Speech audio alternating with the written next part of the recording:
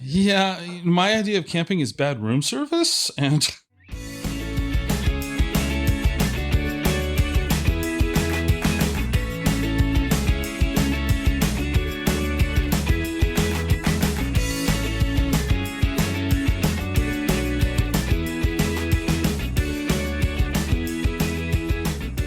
Welcome to the Exploring Washington State podcast. Here's your host, Scott Cowan. all right, so this episode I'm with Troy and Jerry. I'm going to shut up, and you guys are going to tell us about yourselves. Well, my name's Troy, and really into history and into the outdoors. So Jerry and I decided to combine the two into a trip. Okay, Jerry. Yeah, I've been living in the Northwest since I was a teenager and traveling all over. Love hiking. I like extreme hiking, and I also like history. So that's a lot what took me on this was the history that we actually followed. That's right. Through this. So what was the inspiration to get started? I mean, where did this come from? Because I've lived here all my life, and Tolmie is a state park to me.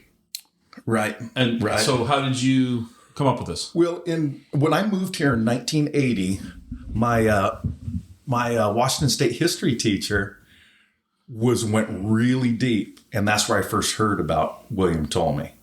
Oh. And so I found out about his journey back then, and it was about the time I got to be 21 years old or so. I thought, I want to recreate this trip. No one's done it before. And so it's been on my radar ever since then. So that's where the idea came from. So it took a few years to execute.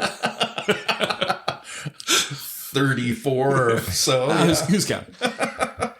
So why don't you tell the audience who William Tolmie was and why this trip was significant? So let's split it up a little bit. So William Tolmie, he worked for the Hudson Bay Company. He came over here when he was 21 years old. He was a doctor. And back in the day, most doctors were also botanists because they harvested their own plants to make medicine with. And so he was stationed at Fort Nisqually, modern-day DuPont, for a time. And that's when he went on his journey there. And reading his exploits, they were kind of hard to come by too. So, other than his original transcripts that he wrote, nobody really researched this until probably the mid 1900s when some of the mountaineers kind of dug into the history. Yeah, Aubrey L. Haynes wrote about it in the 1950s. Okay. And that's when they found out the history changed a little bit, from my understanding that, retracing his route, Tolmie Peak, up outside of Maui, which was originally where they thought he might have been at the beginning, but that's well far off the mark as far as his traverse went and where his original goal was and where he ended up at the end. And it was really mind blowing to see how that could have transpired for 150 years or 140 years, and then we figured this out. And so history changes as we reread it and we kind of figure it out, and that's almost what happened here. Well, we have some advantages nowadays with Google Maps, Google Earth. You can go and fly over a place and really get a good look at it. Where back in the 50s, they were just looking at a paper map and then going out in the field. So you get a real good look at things and get a good feel for things when you're reading the journal and studying Google Earth, and then you go out in the field with that. So before we start talking about the actual excursion, why was Tolmie State Park? So what was Tolmie famous for enough that he got a park? Or am I going down the wrong Tolmie path? No, that's the same guy. Okay. Same guy. That's named after him because Fort Nisqually was also very close to that area where the park's at. Okay. He was just a landmark figure here. He ended up being the superintendent of Fort Nisqually for decades. Okay. He was instrumental in helping the first American settlers in the area. He would meet them with a wagon full of beef when they had just come across the Oregon Trail. And he was just a really good man. He was friends to the Indians, friends to the local settlers. He was a peacemaker during the Indian Wars. Okay. It's a good man. So what year approximately did William Tolmie do this hike? He did it in 1833. 1833. Yeah. Yes. And approximately how long did it take him? I would say it took him 10 or 12 days, if I remember right, because he returned as well. So Right. we just did the trip up and we got picked up. So, I think it took him about half the time to get up to come back down. That's correct. Yeah. Okay. Yep. You're spot on. So where did he start from? He started at Fort Nisqually, which in 1833, it was located on what's called the Home Course Golf Course in DuPont. Okay. There's a lake where you start golfing at. It's called Old Fort Lake, named after the Old Fort location there. Is that where you guys started? We did. We started our day We there. did. Touch the water. So let's talk about day one. What time did you guys get started? And So my mother, 84-year-old mother, took us there at 5 a.m. so your mom dropped you off. I got to make fun of you. Your Yeah, mom, right? Mom dropped Oh, you yeah. off. Well, I'm proud of that, actually. yeah, absolutely. Give us a good hug. Absolutely. So yeah, she dropped us off at 5. 5 in the morning. 5 in the morning. Okay. Yeah. Yeah, we had forecast for a little bit of heat that week, so we wanted to start early. It was a little. 108 that day. It was a little warm. 108. 108 was Yeah. the forecast that day. Yeah. So from the home course, what was the direction? I mean, you're going to head east, but what direction and where'd you go that first day? Well, it's actually kind of counterintuitive. We headed north to Stillicum first, because that's what he did. He had to go there to pick up the rest of his party. He went with 5 indigenous people. Okay. Yep. So he went there picking up some other people and getting horses and whatnot. And from his journals, we had a really, really good idea of exactly where his route went. There were only so many trails at that time to follow. Okay.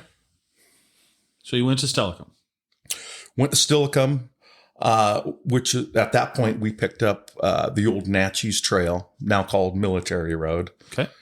and basically followed that all the way to the Ording Valley. And how long did that take you? That was a couple of days. That wasn't. We did day one. We went from DuPont to Raymond Hayden's house. Another Raymond Hayden reference in the podcast. Go figure. Oasis in the desert. But as you were telling me earlier, you believe that Raymond's house actually was very close to where Tolmie may have stayed. Absolutely. I definitely do believe that. The Hudson's Bay Company had a sheep station called Sastuck Station that is literally right next to Raymond's house. And the way Tolmie described his first night, those Gary oak trees, rolling hill, it looks like the spot. So that definitely felt historically accurate. So to keep it historically accurate, did you sleep outdoors at Raymond's house, or no? I'm just kidding. We Yes, did. we did. Yes. Oh, you did? Okay. And the sprinklers went off on us in the middle of the night. That's a historical reputation. Raymond, if you're listening, please get the combination to that Yes. to that sprinkler system. Yes. Because we're coming next summer. So the sprinklers went off. Now that's a great way to wake up. What time did those go off? Right when we were going to bed, about 10:30. And then again at like 6 in the morning? Yeah. Now it was supposed to be 108 that day, so maybe it was refreshing, but probably more shocking than. Well, we were sitting, both of our beds were right on top of sprinklers. And so, and I remember Raymond saying, I thought that was a mountaineering tent. Yes, for 108 degrees. So it was pretty hilarious. It was pretty funny. And his wife's the only one of the combination, and I guess he's never needed it before that time. So again, Raymond, I hope you get the combination. Yeah, she was out of town at that time. So your first night passes relatively uneventfully. Yes. Day 2. What was the journey like on day 2?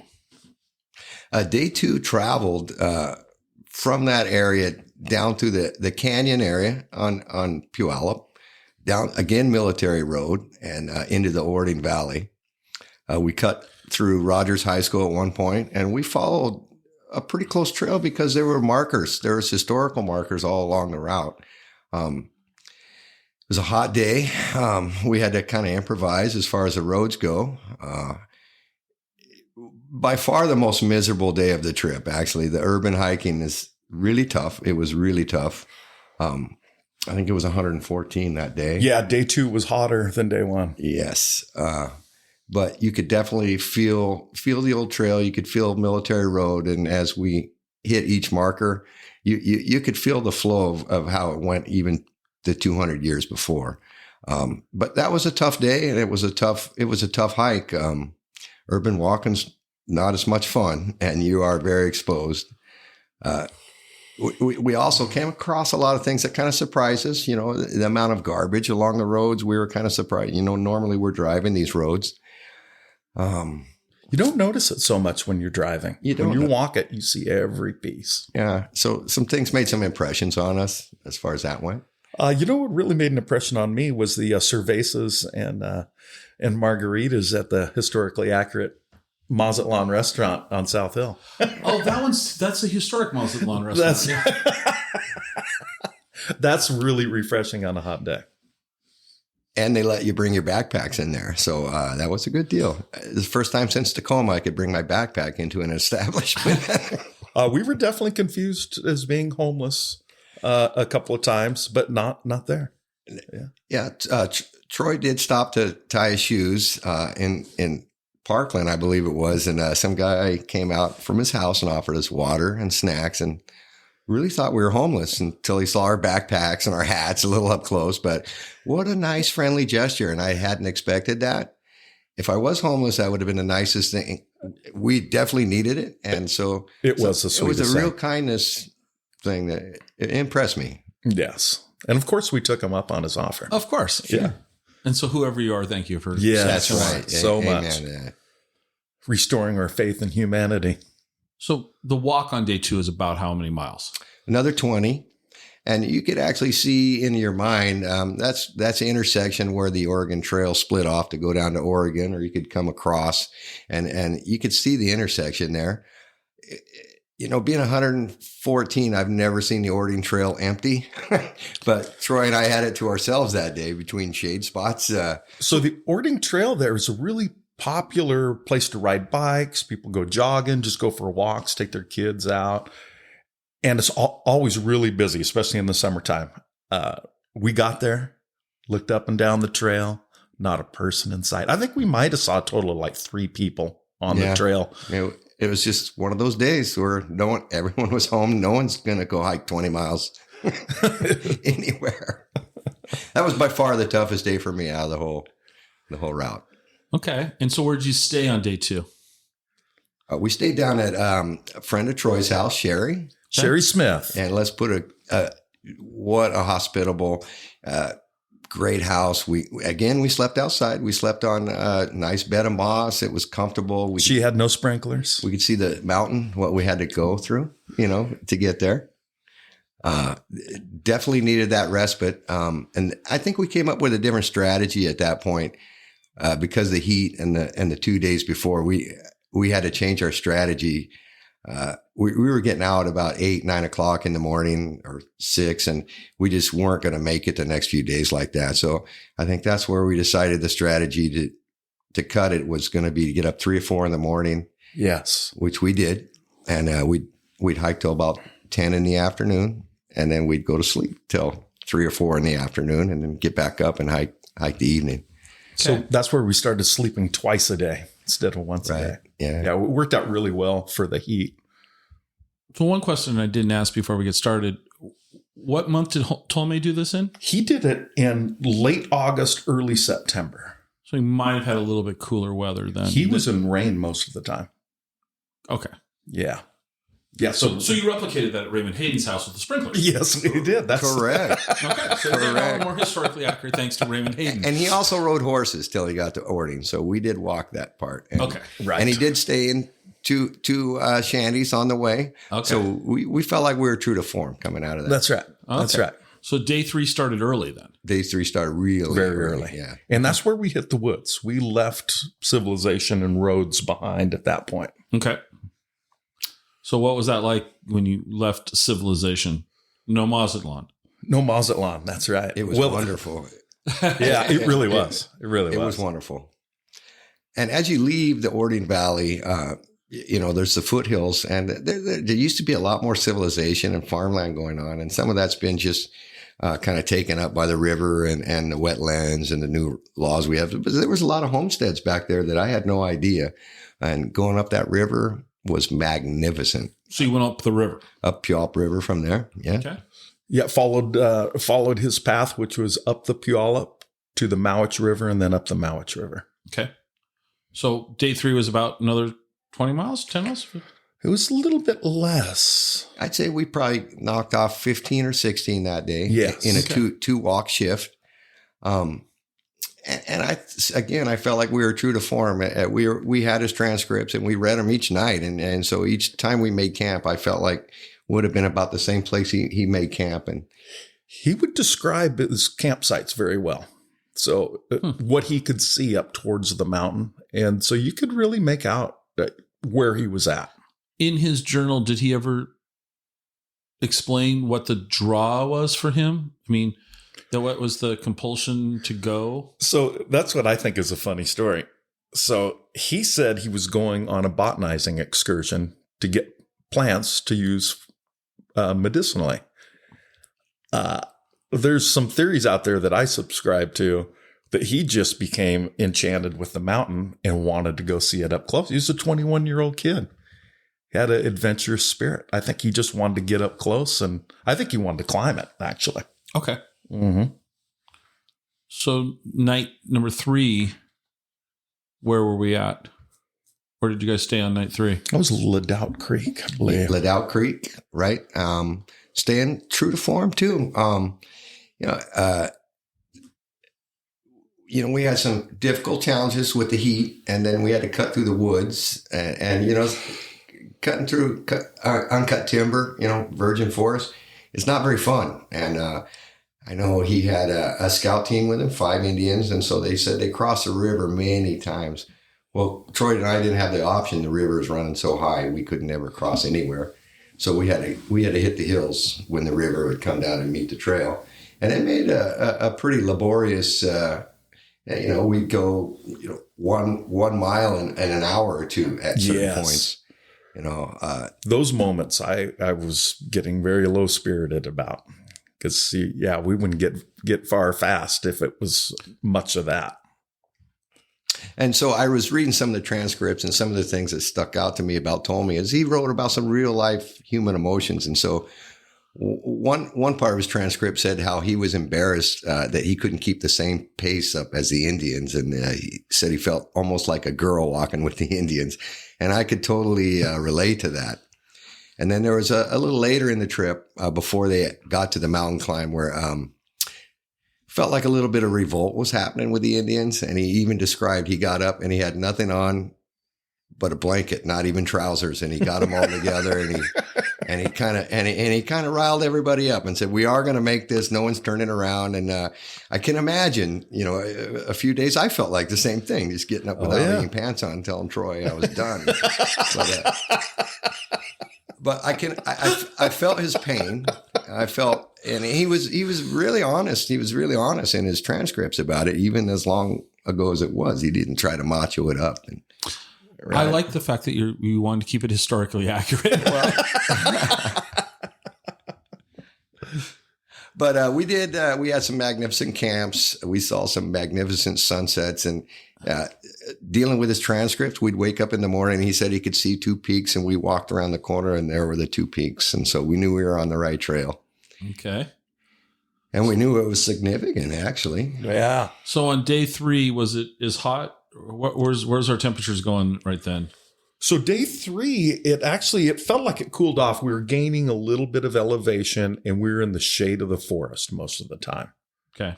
So it felt like it was cooling off. A chilly 98 maybe. Right. Yeah. Chilly 102 right. or so. Yeah. Day 4, Well, let's stop for your first 3 days. What's most memorable out of those first 3 days for you guys? Well, most memorable thing for me is when Jerry had it with the shoes he was wearing. That was on day 2. And he goes to an outdoor supply store and buys some new shoes. Right next to Mazatlan's, by the way. So I felt like I was. That's right. It was right next to Mazatlan. It was the urban hiking, and I hike a lot, but never really hike 30, 40 miles just on pavement. I could do it in the woods, but that is a different pattern that your feet take, different pattern that your legs are hitting the pavement.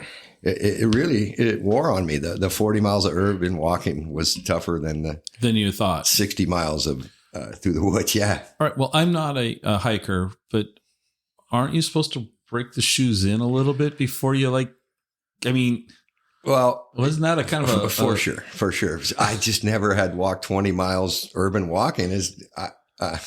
So, and you had it with those shoes. I had it with those shoes. You threw them straight in the dumpster, didn't you? Or did they take them? Yeah. $100 Keens. I just left them at the store. I said, no more of those. Oh my gosh. Live and learn. They were smelling pretty right by then too. So that was a notable, okay. Yes. What do you think Tolmie did though? He didn't, in all seriousness, the guy wasn't going to be able to stop and pick up another pair of boots. Well, he was still on a horse at that point. Okay. So he hadn't walked those 30 miles. I just had. But if you think about it, these guys didn't have the luxury that we have of having a margarita and buying new shoes. Right. Sure. Right. And I'm really curious about his footwear. He doesn't describe his gear super well other than the blanket and no trousers. Right. But he doesn't discuss, were they in moccasins? Were they barefoot? I don't know. And I'm really curious about that. Okay. Personally, I feel like, especially like the walk down when we were exhausted, there was no other option. And they probably walked everywhere anyway. It's not like we do. I'm sure they put miles in. That was just a normal course of business for them at those days. So yeah. Okay. Yeah, for sure. If you'd asked me if I was going to walk from DuPont to Ording on 2 of the hottest days of the year,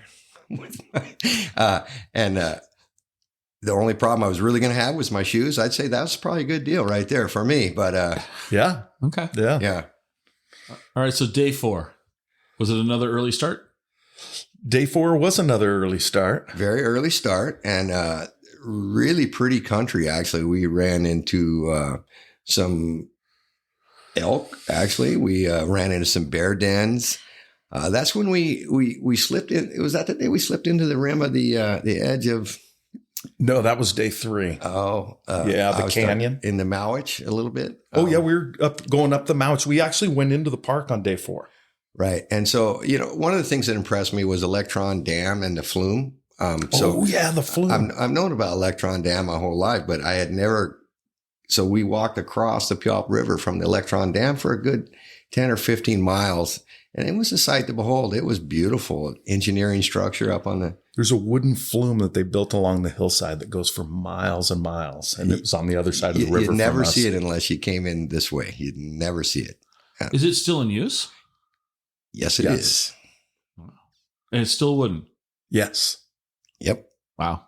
That is surprising. I know. So some of those things impressed me. One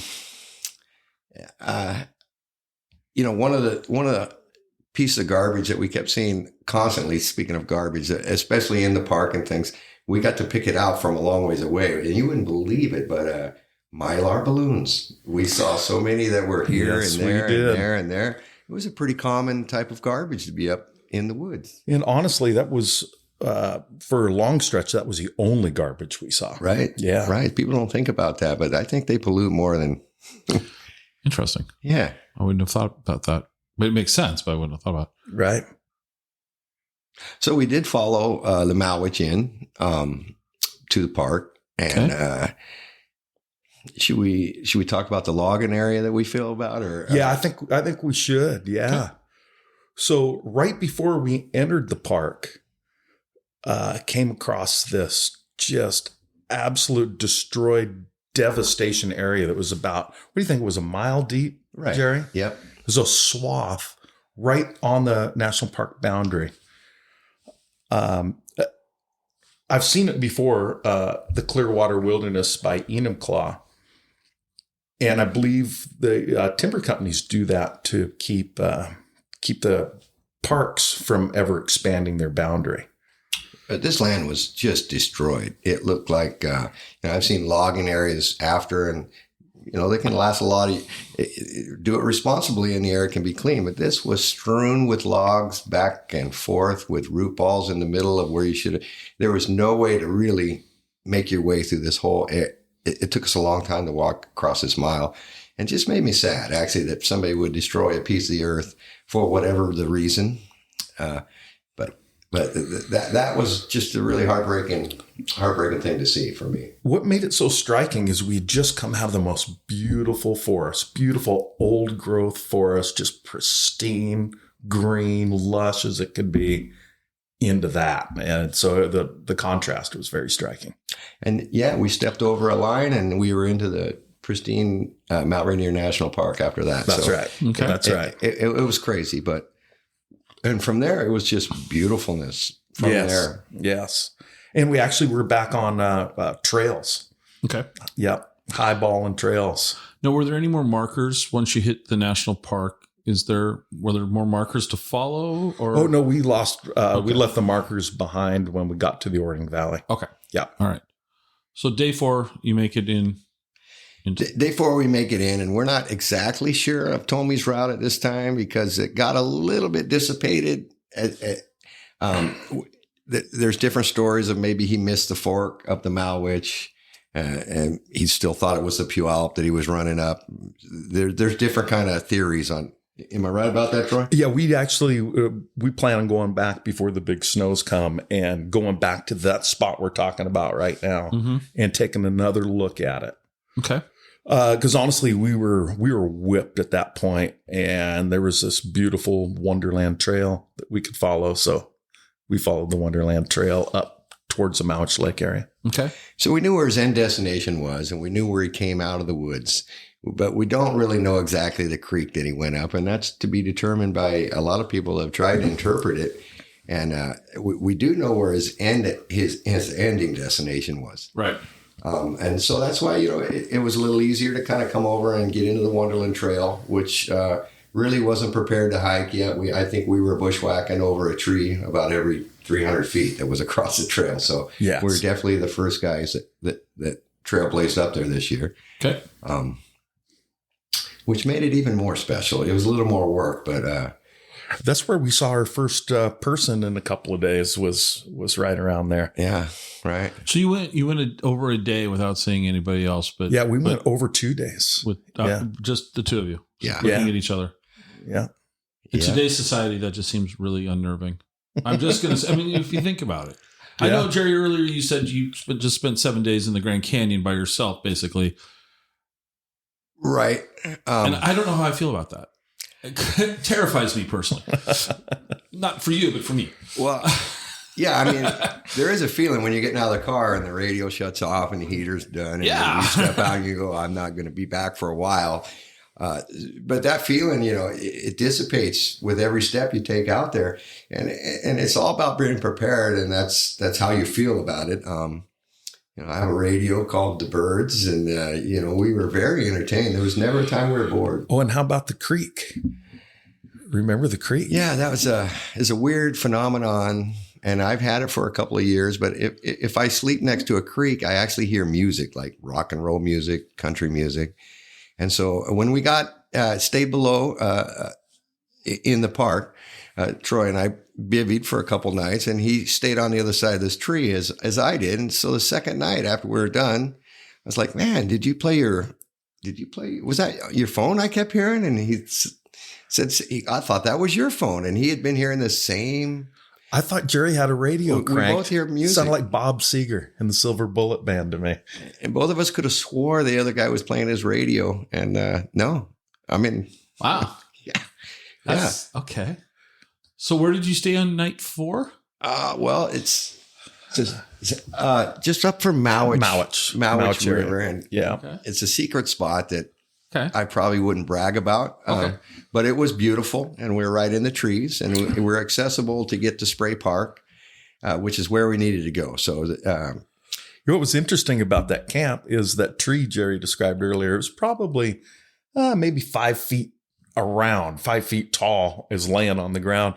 Jerry's camped on one side of it. I'm on the other. We couldn't see nor hear each other. With the creek right next to us, if we had talked, we couldn't have even heard each other. I did shout at him, and he couldn't hear me. So, Well, he thought you were Bob Seger. It's like we were. I was it's like I Toby was Keith camping solo. Wow. Okay. We saw a bear at that camp as well. That was the next day, though. So yeah, our last morning we were having coffee and talking about our get out strategy, and right behind Troy there was a bear walking up the other side. It's 350-pound Big boy. black bear. As soon as he saw us, he was gone. But it really punctuated the end of our trip. It was like a blessing, actually. Yeah, it was super cool. Yeah, to know we were sharing the woods with. So this was the last day then. So you got up your last day. Right, yeah. And how far did you have to go on that day? We hiked 8 miles to get out of there to Okay. where our pickup spot was. Well, now we're missing the high point. Okay. Yeah, let's Yeah. get back to it. So sorry about that. Yeah. So from our camp where we heard the Bob Seger and the Silver Bullet Band, we got up wee hours of the morning. What time was it, Jerry? 2:33. You woke me up because my alarm. I overslept my alarm. Yes, you did. He woke me up with coffee. Yep. So I think we started about 4 because it was starting to get light about 4:30. Every time we tried to beat the light just by a little bit. And so we made it up to Spray Park by about 8, 9 o'clock. And there was a lot of snow. We're smashing snow. A lot of snow. Yeah. And here's where we had to read his transcript because Hudson Rock and Mount Pleasant is where a lot of people over the years had thought that that's where he was. And it's the longitude and the latitude and the descriptions of the terrain that really give you the area where he went to. And Troy interpreted it, and I actually agreed with him with the descriptions where he stayed, where he came into a verdant valley, which is Spray Park. They stayed at a spot was only 2 hours away from Observation Peak. So the morning they got up to go to Observation Peak, it was 2 hours from their camp. And so, we trudged our way up there. And as we walked back, we walked back and we traced that 2 hours back. And we know pretty much where he would have been within a quarter mile, I believe. If not closer. His description was so good. I kind of came to the conclusion that it was Observation Rock that he had climbed and not Hudson Rock or Mount Pleasant or Tolmie Peak. And so it wasn't until we were coming up the Mowich and reading his journals that we really got the visual of what he was describing that really confirmed that. So we had a hunch, but we didn't know for sure till we got up there. Okay. Right. And so anyways, we go up to, we're head up through Spray Park, up onto the Flet Glacier, transition to crampons and ice axes and climbed Observation Rock. How high is Observation Rock? It's just under 9,000 feet. Okay. Is it I thought it was 8,000? 94. Is it? Okay. So it's a good ways up. It's a good ways It's a up. good ways Yeah. up. It's a good Yeah. ways up. Okay. And so from the summit of Observation Rock, we were reading his journals, and he says there's a feature that looks like a 4-foot-high dike on the left and on the right. And we look over, there's the dike right there. There's the dike right there. The description was to the T. It was quite fascinating. Isn't it interesting that early explorers, when you read what they're describing, and you can then see it 100 years, 200 years later, and then do you ever wonder if you were asked to describe the very same thing, what language you would use? And Right. I think English language used to be an art form. And I think for somebody to be able to transcribe, to describe, to be a botany expert, he, actually was an artist too, depictions and much less, a politician, an explorer, member of the Hudson Bay. These guys were different breeds in the day. And He was a true Renaissance man. yes, So there wasn't any emojis. no emojis. And, just like I described the blanket with no trousers Right. morning and those kind of things, he was very upfront with a lot of his descriptions and didn't pull any punches. Right. And I did appreciate that, actually. It's truly historical. He was the first guy to get up and transcribe his route and give us any kind of idea where we could go as far as, But in all seriousness, if you thought about what he wrote, what would you be writing today? If you were going to describe that very same scene that you saw with the dikes on both sides, how would your description match what the words that he was using? I think you said, the English language was an art form, and I think I do agree with that. Yes. And I think but like for me, I'd be like, it was be very brief and succinct. And 20 years from now, somebody go, what was he talking about? It'd be so different now because, we'd whip out our cell phone and take a picture and there's no need to describe it because you can just show it to somebody. Right. Here's the video. Here's the video. Yeah. So we're way less descriptive and less detail oriented, I think. I think that's something for me that's an interesting. And by the way, observation rock is 8,364 feet above sea level. There you go. But that's still a good ways up. Yeah. So you went up there and then you came back down. Yes, we did. And, it took us a long time to get there. And we looked at our main objective for days as we were hiking. I imagine as Tolmie did too. And other people too. There's some sense of adventure that, it's a little rough cut that maybe no one's gone on before. And if I'm not wrong, Troy, I think you and I are the first two people since 1833 to actually walk the steps at He's. Some people have traced his upper route, but nobody's gone all the way. Yeah. It's almost 200 years. Right. And to me, the history in Washington State is still like a young thing for the state. Midwest and East Coast, we've got hundreds of years. It's all been established and it's sussed out. And you go to Wounded Knee and they got it. They know what's going on. But we do have some history that we could be looking a little deeper at and appreciating in this state. Absolutely. And I hope we do and grab onto it. So that was you came back down, right? I feel like we've glossed over something, like a toenail maybe. Or... Well, I tell you what we glossed off on. So each of us, and I imagine like I said, the trousers and everybody there was one time, I wanted to quit. I felt like a leprechaun in Shamrock Forest. We were going through so many trees and I was scooting along bear dens. And there was a moment where I was like, and there was a moment when Troy says, we're just not going to make it. We're not going to make it. And, both of us had to look at the other one and say, hey, man, it's time to suck it up. And so we did. We sucked it up and we got stronger every day.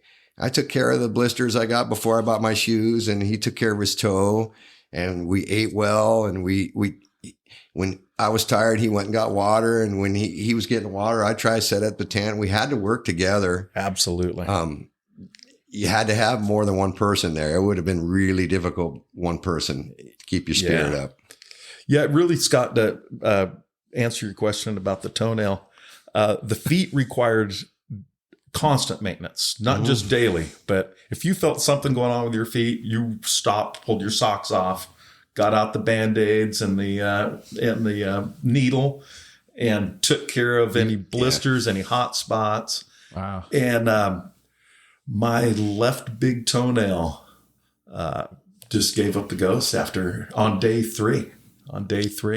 Just finally, I took off my socks at a break and felt something hard in the end of my sock. What's that? Reached my hand in and pulled my big toenail out.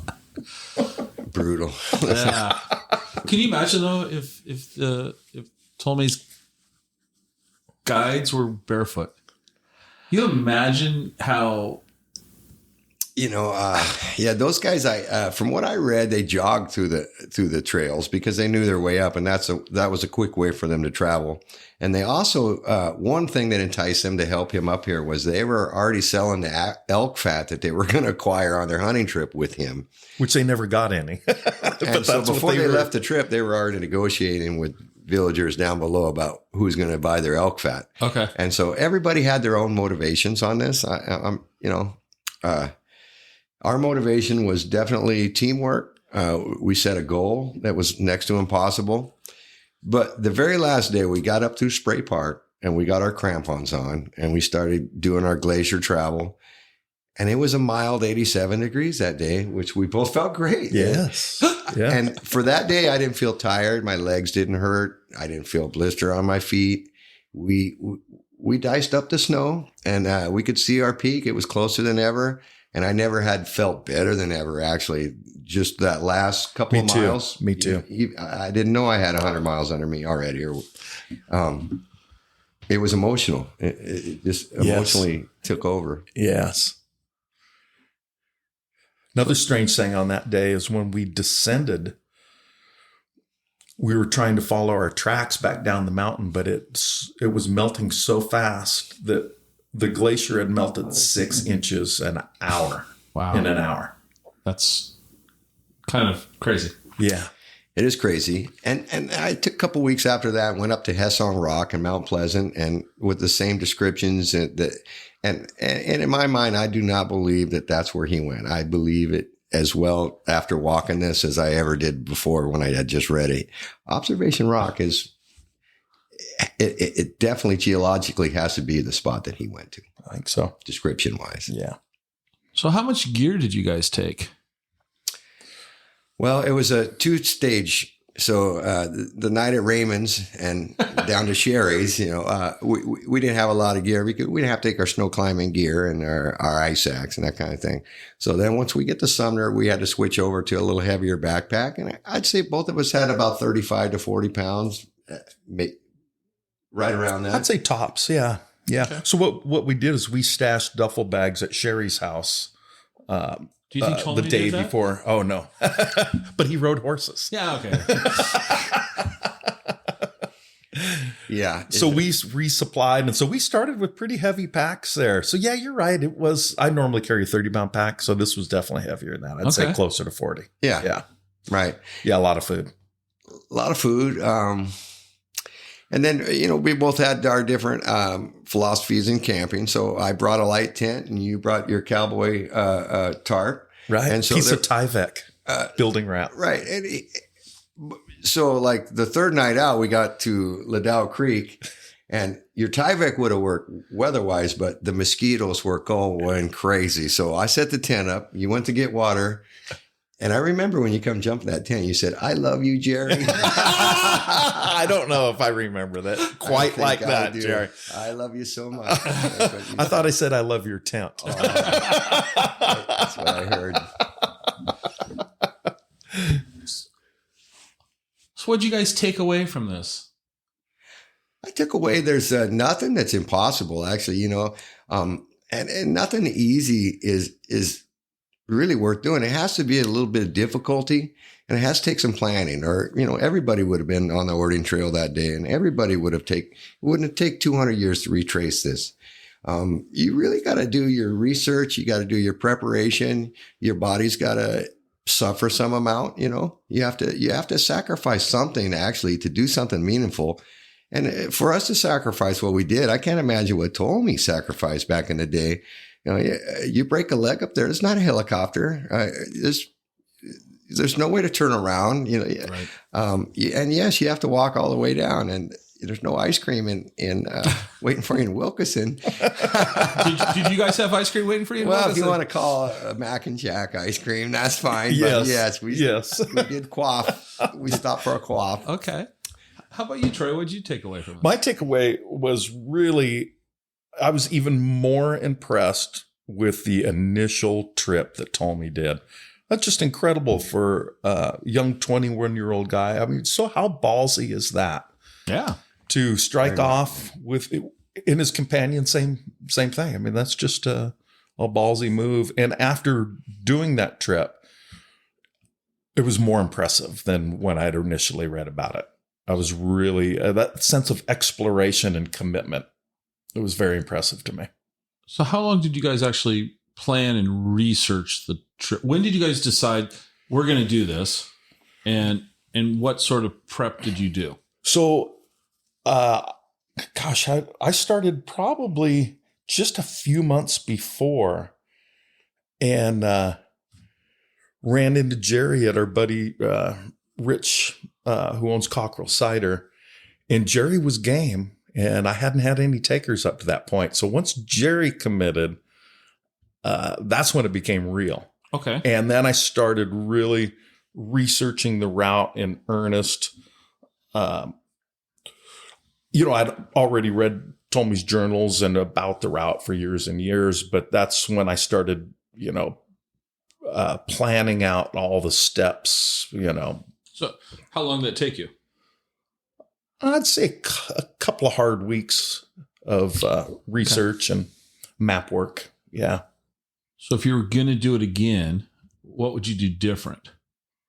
Ride bicycles on the section that Tolmie rode horses. Okay. Okay. Maybe. I mean, I'd say we did all that right. The only thing I would have done different is I would have liked to explore the Mawish River. Maybe had another day since things made more sense on the way down with his descriptions as they did on the way up. And I don't know how to describe that, but once we had our pivot point that we turned around and we had made a lot of things as we were coming down made more sense of what he did in his travels. And, I don't know, to me, Tolmie Peak that they named is totally erroneous and is so far off the mark from his expeditions that he took. And it's great to have something named after him. And for me, Mount Rainier is like a friend to me as much as it is my backyard. So I'm always learning something new about her all the time. And it's really great to get to know another finger of her, another glacier, another walk up that I've never seen. There's just so much, you can go around that thing and never see it. I've done the Wonderland Trail and I've gone, since I was a teenager. But yeah, so I think every time you can just get a little bit more in depth and find history, whether it's right or wrong, you can disprove it or understand it one way or the other. It really opens up things for you and for the people that you want to share it with, actually. Right. And Troy, you wrote a journal, which we're going to be publishing. And yes. Probably by the time this goes live, it will be published. So there'll be the companion piece. Excellent. So there'll be two pieces to this. What's next? Yes. So we do have a plan for next summer. A gentleman named Lieutenant August Kautz, who was stationed at Fort Nisqually in 1857, came within 300 feet of the summit of Rainier. Him and 4 companions got really close. So we're going to retrace his steps from Fort Nisqually to the summit, but we're going to attempt to go right to the summit. We are going to the summit. There you go. We're not going to attend. Okay. So you're going to summit. You're going to do a historical summit of Rainier. That's right. That's right. And are we going to? So we're going to apply some of the lessons we learned here, and that is bicycles. Bicycles to replicate horses. Well, we learned some bicycles. We learned. I've been overland for long periods. So Troy learned a little bit about. We have a water filter. Yes. The bivy sack water filter. And we were filtering brown water out of the Puyallup the whole time. So the pump water filter was never going to work. These are the only ways that you can do these things. It's a gravity system. So you just fill the bag up with water, hang it, and let gravity do the work. Troy used his ice axe the whole trip, and I had both, and I would never bring poles again. I would just take the ice axe through the woods and up above if I was going to trudge through that again, and will. We both took a little too much food, which is always a good thing. So what are you guys eating on the? Mainly freeze dried meals. Right. Okay. Boiling water. Well, you just made the Puyallup sound appetizing there. Well, it's actually better water than you're probably going to get down here. Once you get the mud out of it. I did freeze some. I did take a bottle of glacier water that was draining off and brought it back home and put it in the fridge and pulled it out, and it was delicious. Okay.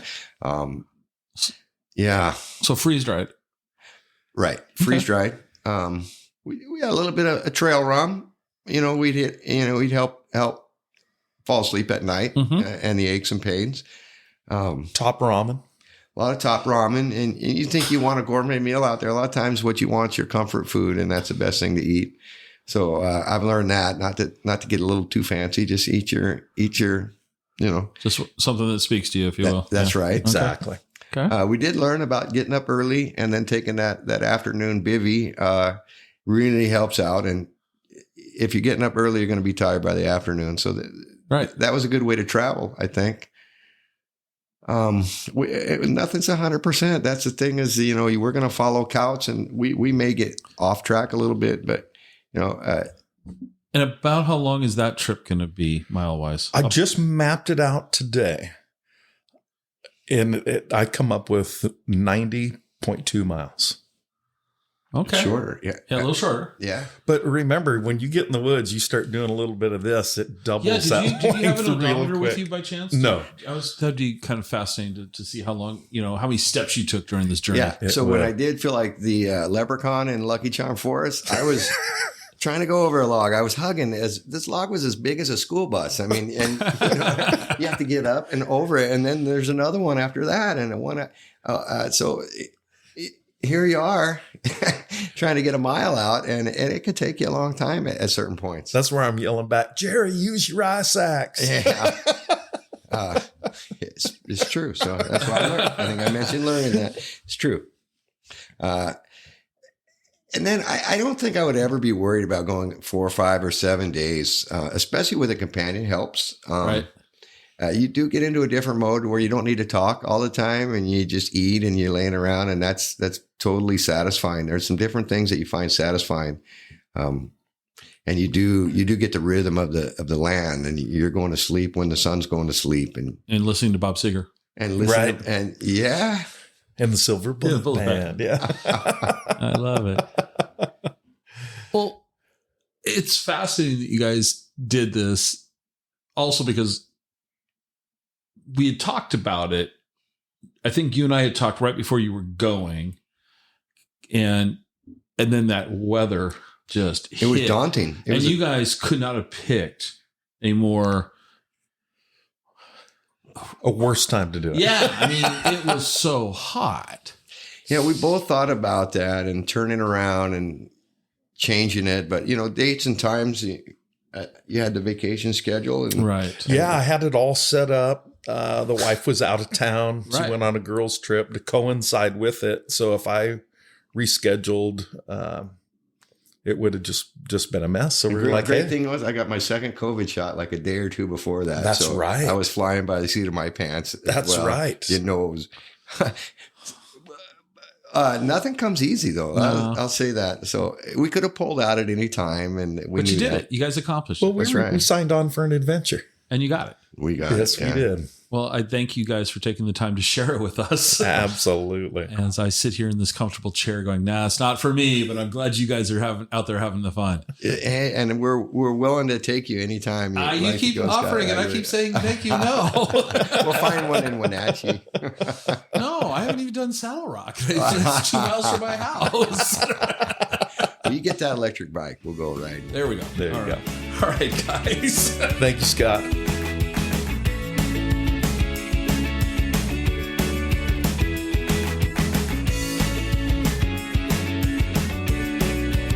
Join us next time for another episode of the Exploring Washington State podcast.